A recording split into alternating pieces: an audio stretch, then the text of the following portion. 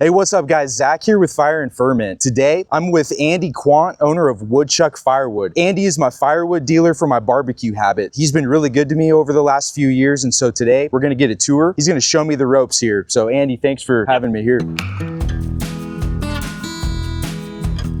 So Andy, tell me about yourself, man. So we've been doing this business about 25 years. Been married to my lovely wife for about almost 25 in February. 25 years, got two beautiful kids. My daughter is 25 this December, and my boy Zach that works for me is 26 in September. Excellent, yeah. So this is kind of a family business that you guys have running here, right? I would say this is a family business. Okay. And your wife steps in and helps out with some stuff as well? Vanessa, my wife, does a lot of the back end work that a lot of people just don't see out here. The customer doesn't see it. The employees know about it, but don't really see it. She's kind of an all-inclusive HR rep, accountant. She does a lot with my books. She's been good on a lot of the paperwork. How'd you get started in the wood business? So back in 99, 2000, I bought a really small operation from an individual that was wanting to get out. I worked for him all through middle school and high school. Had my boy Zach, and got married to my wife, bought that business, basically took it off from there. We had about 45, 50 customers with a couple of restaurants. We service about 4,500 customers now and close to 60 restaurants. Wow. Yeah, so you've really taken it from ground level and advanced it and built it up to what it is today? Absolutely. The first probably 5 to 10 years were probably the hardest because that's when you're learning a lot about business. And then after that, everything got a little bit easier, and I was able to go into doing the business full time about 10 years ago. And since then is when most of the growth has happened. So Andy, where are you located at? I'm right here in Valley Center, Kansas. Been a proud Valley Center resident for all my life. And this business has been here since 99, 2000 as well. Right, the central part of the United States, just north of Wichita, about 5 miles. And it's not just local customers that you service, right? I mean, you ship your wood everywhere? We ship our wood everywhere. Some of our wood's kiln dried, so we're able to get into the states that have the restrictions. But other than that, a lot of it's just seasoned and air dried over a course of a year's time. Yeah, we service east of the West Coast. So man, that's excellent. I remember when I first bought an offset smoker, it was like 3 years ago. I was looking for reputable wood suppliers in the area and just did a Google search, came across your website, and the rest is history. Yeah. My very first order was pecan. I was watching a YouTube channel called Mad Scientist Barbecue, which is where I learned most of offset smoking. And his favorite wood to cook with was pecan. And he was always talking about how hard it was to find pecan at his local supplier. So I was amazed that you had pecan, not just pecan, but everything else that I could potentially even ever want, you had on hand. So what kinds of different hardwoods do you have here? Hickory, oak, pecan, cherry, mulberry, pear, apple. Occasionally we do get mesquite in. Yeah, right on. And what would you say, how do the different types of woods vary in burn quality? Almost all hardwoods are probably, I think, are going to be similar burn quality. I think when it comes to the barbecue side, though, there's other woods that people prefer because of the smoke flavor. Apple's going to put off a different smoke than a hickory. Yeah. It's just everybody has their ways of doing it. Well, I've seen a lot of blends. That's personally what I do when I smoke. It's either a cherry, mulberry, and oak mix. It does everything I need. Yeah, you know, so I always get oak. I like your blend of the white oak and the red oak. I honestly can't tell the difference between the two in terms of flavor or smoke quality, but I feel like that gives me the best results. I got hickory from you one time and it cooked up just fine, but what I noticed about hickory was the smell. When that wood was burning, it was such a pleasant smell that I wasn't getting with the pecan or the oak. Yeah, I'd agree with you, Zach. Hickory's just, it's plentiful around here within a couple hundred miles. Pecan is too, but oak is just it's a wood too that also works really well for barbecuing. Yeah. So I know with barbecue, you don't want your wood to be super green and you also don't want it to be super dry, like it's been dried in a kiln. What steps do you take to ensure that the wood is properly seasoned for something like barbecue? So Zach, to back you up a little bit, there's a lot of different levels of greenness. A lot of the Southern Pride smokers and some of these big commercial outfits, they want as green as you can get it. But when we get the wood here, we usually put in these bins that are like behind us and let it season out for usually anywhere between 6 and 8 months. And then we'll split it out. Anywhere between 9 and 12 months, I've found out in all the years of doing this, that's an ideal time for me to start selling smoke wood.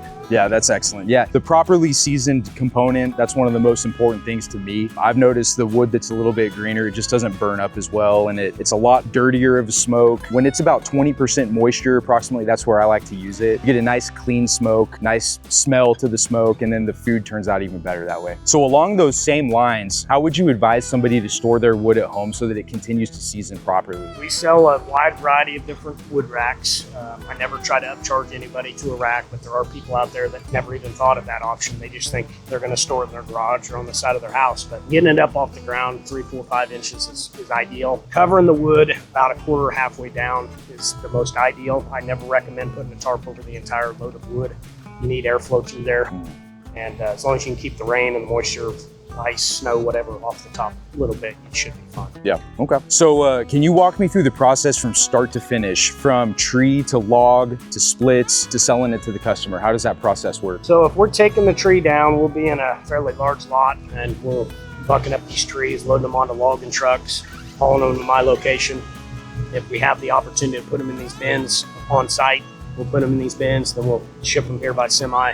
When it gets here, it goes through multiple steps. But first is the seasoning process. And then after that 6 to 8, 7 month process, we'll start splitting it. We've got a big Easton-made splitter that we'll probably show you later in this video that splits either a 6-way or a 12-way split, meaning one of these logs through here, you can run it through there one time and it's already processed. And then it goes onto a conveyor into the back of the semi or back into one of these bins that is empty and stacked up and then seasoned out a little bit more for resale. So let's talk a little bit about pricing. What can somebody expect to pay for like a rick of wood here? Rick of wood for the barbecue side, it's going to range between $150 to $250 for about a third of a cord. A lot of people around this part of the state call it rickwood. It's basically a stack of wood 4x8 by the length of the cut. I go clear down to a 40-pound box. An individual comes out and wants just enough for one smoke. Yeah, well, I know I've loaded up the trunk of my car before. I've done that a few times and that gives me maybe a quarter rick, lasts me a few months. But yeah, getting a whole rick, that typically lasts me about 6 to 8 months. So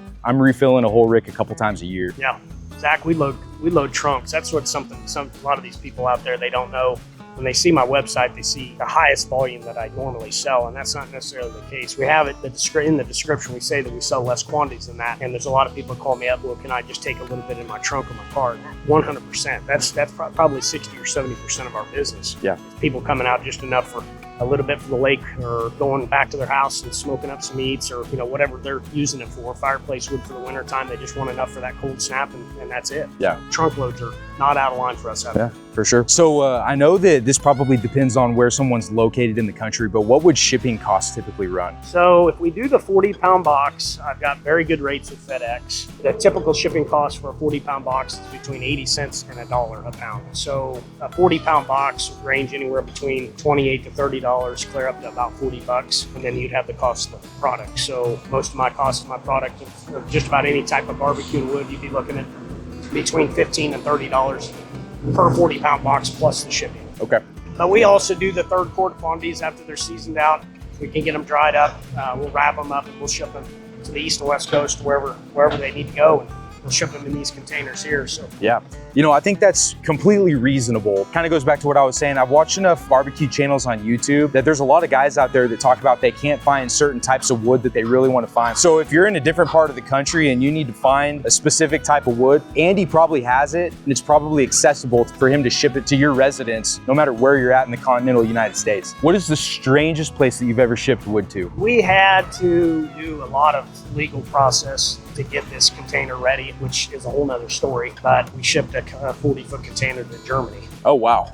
A barbecue restaurant out there needed it, and that was our longest haul ever, and I'll probably never get involved in something like that again. I'd start going to these different countries. That's a whole nother ballgame. Yeah, for sure. Wow, I had no idea. Yeah. That's crazy. How many different places do you source your wood from? We have gone as far east as Tennessee. I've gotten orange wood out of Florida, almond wood out of California, a lot of our pinyon pine, and comes out of New Mexico and Colorado. Texas is mesquite. I mean, it's where the tree grows. Yeah. And that's the best thing I could tell people. Yeah, well, I'm sure that's allowed you to also do a lot of networking and get to know a lot of people in the industry throughout the country, form relationships, and you meet people, you know where the hookups are and you know where to find the wood. Yeah, I've had, in the 25 years I've been doing this, I'm 26 this coming fall, you establish relationships with vendors that are doing exactly the grinding you're doing here, just like this. But then you also establish a very good customer base. There's guys I've had clear back in the early 2000s I've done business with. And you hear stories from Vietnam vets, you hear people that are gonna ask their girlfriend or marry them at a lake, you know, and they wanted some firewood for going around a fire to propose. We've done Indian tribe rituals with stone heating, and there's just so many different things that are used for wood, and it's all year long. Yeah. Yeah, that's awesome. So what would you say sets your firewood apart from other firewood on the market? Firewood is, the word just is very frustrating for me to use because a lot of people say it's just firewood, and I don't believe that's the case. First of all, my service for my company is going to be probably some of the best you're ever going to see. That is what we rely on the most. I would say probably service is number one thing that sets me apart. You know, when we go to delegate tasks for the guys and what they need to be doing on when they sort wood out, usually the quality is extremely high as well. So what would you say the biggest challenges in running a firewood operation are? Probably weather. I've had people in the wintertime that called me up and said, Andy, I'd like to come out and get a little bit of firewood for my fireplace. I'm going to do it this Friday. I'm like, I'm sorry, sir, I can't meet you out there Friday. It's negative 20 degrees is the wind chill. But weather-related issues. We can't control tornadoes, lightning strikes, 4 inches of rain like we got last night out here. Yeah. Just, it's impossible. And then the cold weather during the wintertime. If we got a bunch of snow, we would just shut up operations. Yeah. Well, what they say in Kansas, where we're at, is you don't like the weather, just wait an hour. Yeah. So, I agree with you. what would you say would be the most interesting, rarest, or strangest type of wood you sell? I don't sell it anymore, but what I did sell was pimento wood out of Jamaica. It's extremely expensive. Yeah. Other than that, orange wood out of Florida. Yeah. Almond wood out of California. Yeah, further out you get, I'd say that's the crazier it gets. I look around, I see you guys out here working hard. You guys are getting along. You guys are having fun with each other. Kind of goes back to the whole family aspect of this business. I'd agree with you, Zach. Having high morale brings higher productivity. Yeah. I take my guys out on fishing trips twice a year. We'll go out to dinner with my guys sometimes. Just because they're going out with the boss doesn't mean that they need to be a different person. For sure. When they're out, we're at those outings. They can be themselves, and there's no judgment. Yeah, for sure. All right, so can I get a tour? Let's get a tour. All right, let's do it. All these IBC totes that you've seen on the property, Zach, we'll haul them back from different food grade companies that use them for oils for meat packing plants or something of that such. We'll bring them back and we'll drop them off. We'll pull the bladders out. We'll recycle the bladders or we'll reuse the bladders. And then the steel cage we modify, and we actually sell that on our site. We modify that cage so it can hold firewood logs or split firewood logs. We have three skid steers, all 1845C loaders. They're easy for me to repair. This is one of our delivery trailers. We load up the IBC totes, as you can see here. We put panels on there to be safe, and then we'll go anywhere up to about a 200-mile radius of Valley Center, which is about 200-mile radius of Wichita, Kansas. Outside of that, we'll ship them through SIA or Old Dominion. This is where a lot of our inventory is stored. We've got a wide variety of different overflow of some different wood racks. Woodhaven Wood Racks out of Parsons, Kansas. I'm a big dealer for them. And ship a lot of firewood racks all over the country for them. And then here is where we inventory a lot of our offset smoker wood, or maybe even some wood that's used in a grill, a smaller grill. These are the 40-pound boxes, something similar to about a 10-inch length cut there. But we have anywhere from mulberry, we got pinyon pine for the chimeneas, hickory wood, pecan, apple, almond wood up here, and then cedar for chimenea down there. Smells very nice. This is Jordan, one of my employees, has been here with us for a couple years now. This is the way we do the bins. When we stack the wood in the bin, and then we'll load this on either our gooseneck or we'll wrap it and ship it through an LTL company. Jordan, how long have you been working here? Since November of 2 years ago, so 2023. 2023. Almost 2 years. Yep. Excellent. Don't see myself going anywhere else. Yeah, it seems like this is a great place to be. Yeah, no, it is. Keeps you fit, keeps you in shape. Oh, I don't have to touch the gym. That's right. Hey, Joey. Nice meeting you. I'm Zach. Meet you. Yeah, so how long you been working here? I started in, what was it? It was December of 22, something around there. So coming up on 3 years now. So yeah, it's been a good time out here. Yeah, what's your favorite part of working here at Woodchuck? My favorite part of working out here, I love being outside. I love being able to do that. The physical aspect of it is great, and I love working with all the guys out here. I've been going to school with, I went to school, graduated with 2 of my best friends out here, and getting to work for Andy's been really great. Yeah, right on. There's a lot of camaraderie here. It's kind of a close friend and family aspect that it's really remarkable. It's really attractive just to be at a place like this, experiencing all the friendships and everything going on here. It's a really neat place. Oh, yeah. So Joey, thank you so much, man. Yep, have a good day, man. All right, Zach, hey, it's nice meeting you, man. I'm Zach. I'm biased, I guess, but I think Zach is like the greatest name on the planet. So, Hey, so I understand you're Andy's son, and so you've been doing this probably for a long time, haven't you? Pretty much since I could walk, so yeah. Yeah? Yeah, it's in my blood, that's for sure. Yeah, so is this something you're kind of thinking like next runner up, like you'll be leading this thing? That's the goal right there. Heck so, yeah. Yeah, I know you already have quite a bit of responsibility. You know, you do a lot of the wood deliveries. I know you've delivered to my house before. What other types of things do you do around here? A lot of delivering. I would say I'm pretty much the second man, so if my dad can't take care of it, then I'm the next one in line. If he's out of town, I'm the boss man. So Yeah. I run the show, so. Absolutely. I give him the credit whenever he's here, so. Yeah. Zach is literally was pushing a wheelbarrow at 2.5 years old on his first delivery of a plastic wheelbarrow, and he upgraded, and now he pushes a quarter of a truckload into people's backyards at one time. Yeah. I can't do that anymore because I'm an old man, but yes, he is right. When I'm gone, I know this place is in good hands. Yeah, that's awesome. This is probably our most popular wood that we sell here. This is oak. We have two different types. We have post oak and red oak. Post oak is going to look like that. It's a good smoking wood. It's good to throw in your fireplace. There's nothing bad about this wood. It doesn't pop and it burns really long. So definitely would suggest oak if you're just a regular homeowner looking to burn firewood. So when it comes down to oaks, it's all pretty much bark based. There's hundreds of different oaks out in the world, but the most two popular ones we get here is definitely your post and a red, but your post is gonna have that type of bark. It's gonna be kind of single rowed. You can kind of tell how small the rows are. But red oak's gonna have a really smooth bark compared to the post oak. Very hard to tell, but if you've been doing it a while, it's something that you have an eye for, so for sure. Next is our pecan. One of our probably top sellers when it comes to smoking woods. A lot of restaurants use it. Never really had a bad complaint about any of this stuff, so I enjoy smoking it on my end of things too, so always suggest pecan for people that maybe never smoked meats before and trying a new wood, so that's definitely want to try out. This is your pear, another unique wood. It actually does have a little bit of cedar underneath in here as well, but that's mostly for our bundles when we go to sell to these campsites and stuff. We put them in a little plastic bundle like you'd see at a grocery store, so and that's the wood we'd use right there. So this wood is probably one of my favorites overall. It's pinyon pine. It does have a little bit of a pop to it. It's mostly meant for outdoor use because of that reason, but it's very aromatic and smells great. That sap on it, that will, when it's burnt, it could kind of be used as an insect repellent.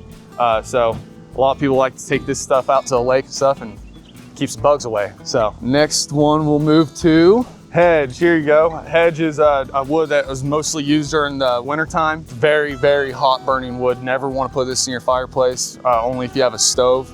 And you make sure those doors are shut when this wood gets put in there because it pops. It's like a fireworks show. So definitely the hottest burning wood we got out here. So if you're maybe in a country home or something and you're looking for firewood to burn and keep your house warm, this would definitely be the one for you. And then this wood right here, another smoking wood. This is mulberry. It's really good. It looks very similar to hedge, both yellow. Only two yellow woods we have out here. A lot of people use this as well. It's got a different smoke to it than any other wood. That's a good one.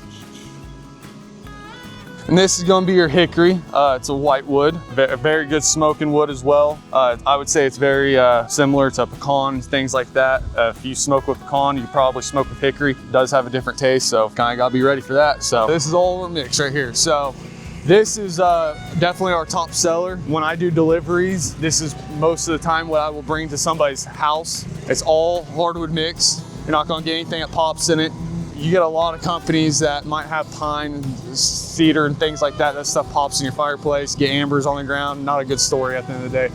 But something like this, you won't have a problem with it. You'll probably be buying more. Mix is gonna have your oak, your ash, walnut, hackberry. Sometimes we'll have a little bit of pear in it sometimes, but I would say those are gonna be your top ones is oak, ash, and walnut. So, yep. So. All right, man, so kind of walk me through this process. How do you guys process the wood down and get it ready for sale? So when the product gets brought in like this, if it's not already cut into 16-inch or whatever desired length it needs to be for the customer, it may be brought in log form off of semi rigs with pickers that drop the log off, and then we'll cut it up into lengths. But if it is, for example, this wood being brought in, we would take this and take it over to one of our splitters. We have an Eastimate 37D, it's been very good to me.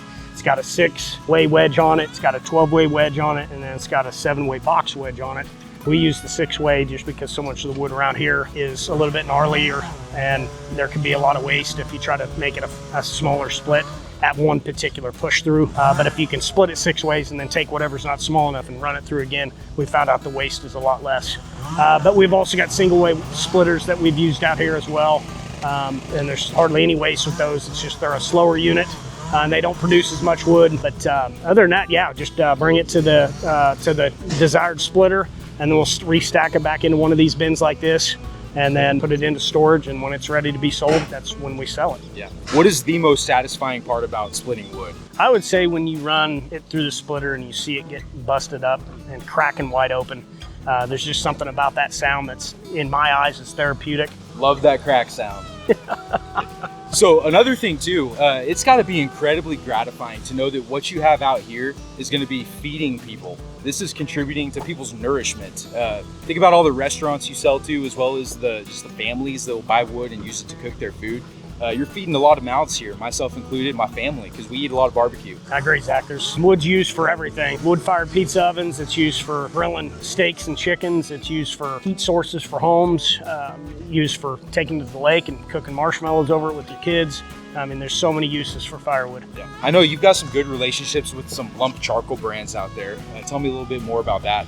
We used to do a lot of business with Royal Oak and have gotten a little bit away from them, but the company that we're doing business with now is out of South America, and they have got a really good hardwood burning variety of different woods they add in their lump charcoal, non-sparking, which is the most important. This is almost zero popping and very, very good heat quality.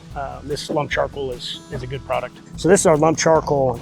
Some of the best things about the product of lump charcoal that I sell to my customer is that the size is very good. A lot of people don't like the smaller fine pieces like this, which this one has some of those in there. They like the bigger pieces like these here. Those are the best ones to have. The more this product gets handled, the more it breaks down. So we try to handle it off the truck, and it goes into storage, and it goes onto our truck to be resold. So we're not moving it around a lot for it to break down. I use lump charcoal only. I do not use briquettes of any kind. By the time they press them and add all of their ingredients in there, it's not a preferred type of product for me to grill over. Lump charcoal is, in my opinion, the best of the best. Yeah. My first couple barbecue videos, I was using charcoal briquettes, and I show Andy the videos. He's like, "Come on, man, what are you doing? You can do better than that." Yeah, no, I would agree. Couple years of using the lump charcoal, I think it burns the best. You don't get a lot of that chemical flavor that can seep into your food, as well as just unhealthiness of using that. And it also sparks less. You get less of a pop and spark that, I've actually been hitting my eye before with sparks when I was lighting charcoal briquettes. So I love the lump. Good to hear. If you guys are looking for some good quality lump charcoal, hit up Woodchuck Firewood. So Andy, this has been great. I really want to thank you for having me out here to see your establishment here. Is there anything else that you would like to share with the audience? No, Zach, other than just fall time is a very busy time. It starts in about the end of August for us for home heating use and aesthetic use. People don't necessarily heat their homes with some of their fireplaces. They just like the ambiance of watching a football game or something. The best advice I can give everyone out there is buy early if you got a place to store it. That puts a lot of undue stress on us when it comes November and December when that first blizzard rolls in. Other than for the barbecue side of things, if you've got an outing coming up, buy early. If you unfortunately don't know that you had one coming up and you need to come pick it up same day, that's definitely an option. Out here, we do that all the time. Do you have any special offers for any customers that may find you through this video? Yes, I'd like to offer, with Zach with Fire and Ferment out here, appreciate it, Zach. I'd like to offer 10 off. My website, you can put that in the promo code 10 and then off, all capitalized. Awesome. Thanks, Andy. Yeah, thank you. It's been great. Appreciate Thanks so it. much. Yeah, thanks. Yep.